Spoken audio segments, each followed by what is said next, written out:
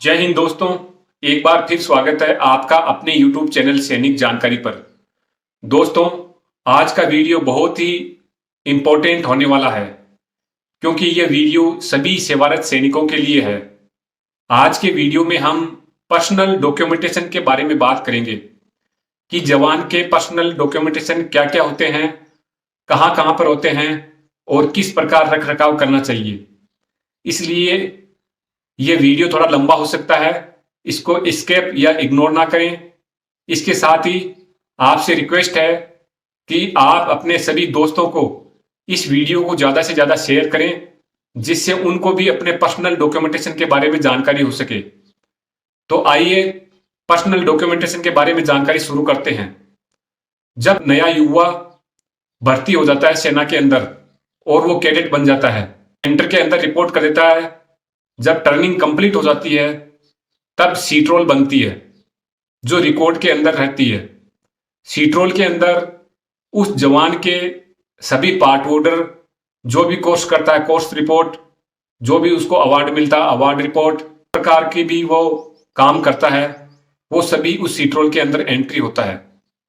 उसकी family detail, उसकी marriage detail, उसकी बर्थ डिटेल, जितने भी डिटेल होती है, एमआर, प्रमोशन, कैडर, पोस्टिंग, यारी, फील्ड, पीस, अलाउंस, सभी सीट रोल के अंदर एंट्री होते हैं।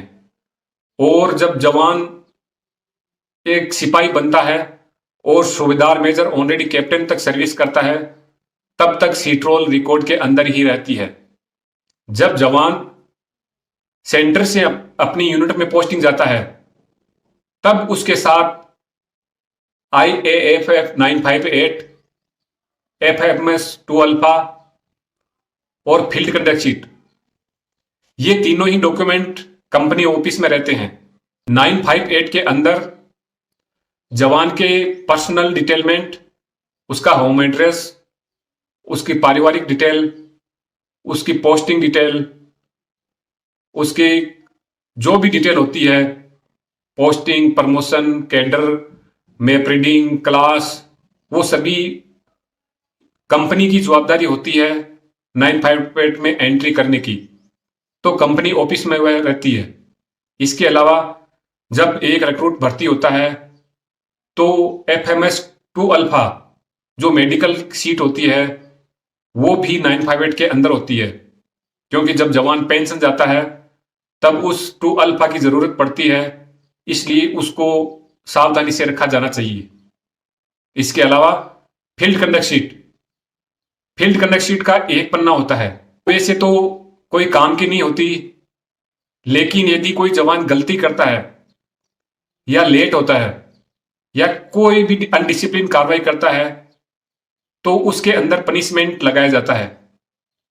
और जब वह एक यूनिट से दूसरी यूनिट पोस्टिंग जाता है तब फील्ड कंडक्ट शीट को देखकर ही पता चल जाता है कि जवान कितना डिसिप्लिन है या इनडिसिप्लिन है, क्योंकि उस फील्ड कंडक्ट शीट के अंदर पूरा पनिशमेंट का रिकॉर्ड होता है। इसलिए जवानों से रिक्वेस्ट है कि वो ऐसा काम ना करें जो फील्ड कंडक्ट शीट में रेड इंक एंट्री या ब्लैक इंक एंट्री से कुछ भी एंट्री हो, जो आप कहीं पोस्टिंग जाए और वहां से आपको रिटर्न कर दें। आई कार्ड, दोस्तों, आई कार्ड भारत सरकार की संपत्ति है। यह केवल सैनिकों को दिया जाता है। उनके नंबर अलॉट होने के बाद एक आइडेंटिटी के रूप में दिया जाता है कि उसको संभाल के रखे और देश के अंदर जहां कहीं भी जाए इस आइडेंटिटी कार्ड की मदद से कहीं पर भी वो जा सकते हैं। लेकिन आजकल आइडेंटिटी कार्ड का मिसयूज ज्यादा हो रहा है। मिसयूज कैसे हो रहा है?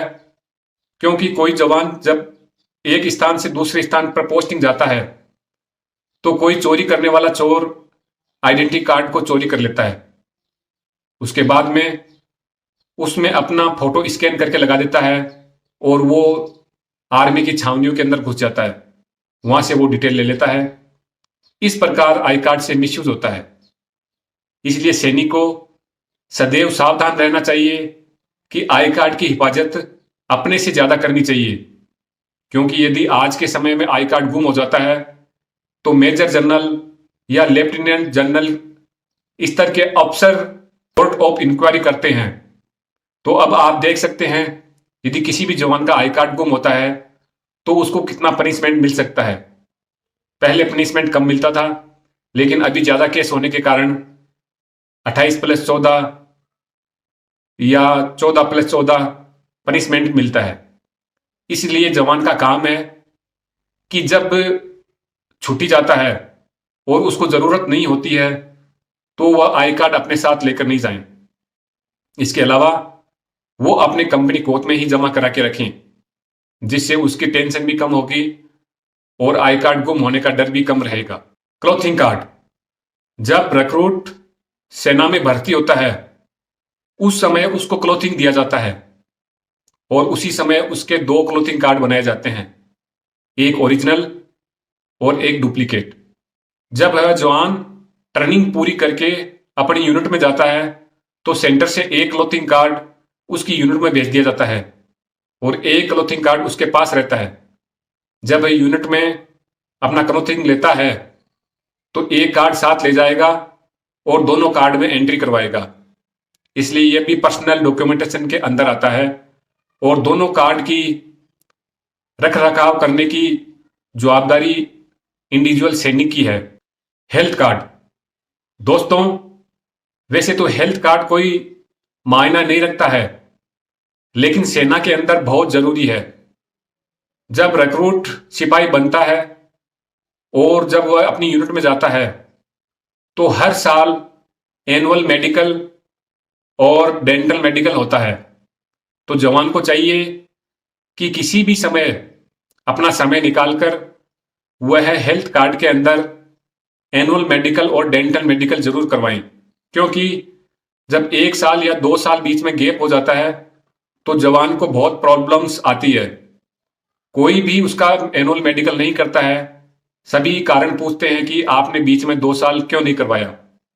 इसलिए जवान का काम है कि वह किसी भी समय अपना टाइम निकालकर एमआई रूम के अंदर एनुअल मेडिकल और डेंटल इंस्पेक्शन होता है वो करवाएं और हेल्थ कार्ड की 2 कॉपी रखें जो सर्विस करते समय आपके आगे तक काम आएगी।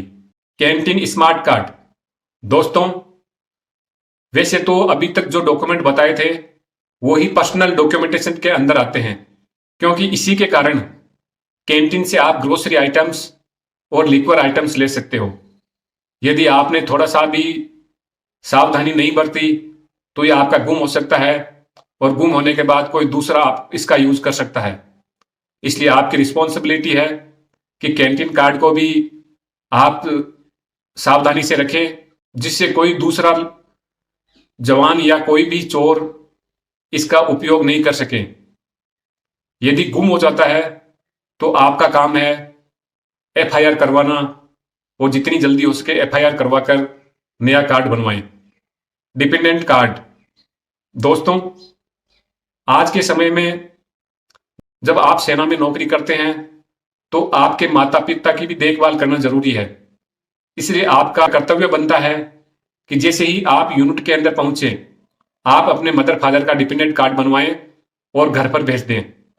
जब कभी भी कोई इमरजेंसी प्रॉब्लम आती है तो वो डिपेंडेंट कार्ड की मदद से एमएच के अंदर अपना इलाज करवा सकते हैं।